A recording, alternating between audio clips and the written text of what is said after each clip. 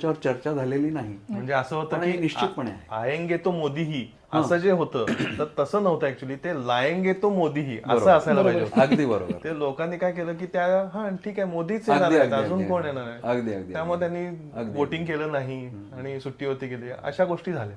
त्यामुळे आता या फुटलेल्या शिवसेनेकडे आलेलं, ती खरी शिवसेना असं कोर्टाने निर्णय दिल्यामुळे, त्यामुळे ती शिवसेना आणि त्यांच्याकडे असलेलं त्यांचं चिन्ह धनुष्यबाण, तसंच राष्ट्रवादीच्या बाबतीतही झालेलं आहे. अजितदादा इकडे आलेले आहेत आणि त्यांच्या बाबतीत त्यांच्याकडे असलेलं त्यांचं जे चिन्ह आहे घड्याळाचं ते त्यांना मिळालेलं आहे.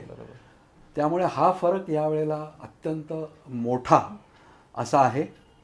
त्याच्या मुळे सुद्धा काही गोष्टी चांगल्या, काही गोष्टी नाहीत असं होणार आहे. एक प्रमुख गोष्ट जी जाणवेल असं मला वाटतं ती म्हणजे मतदारांमध्ये थोडंसं कन्फ्युजन होण्याची शक्यता आहे. आपण बोलूया त्याच्यावर. बरोबर.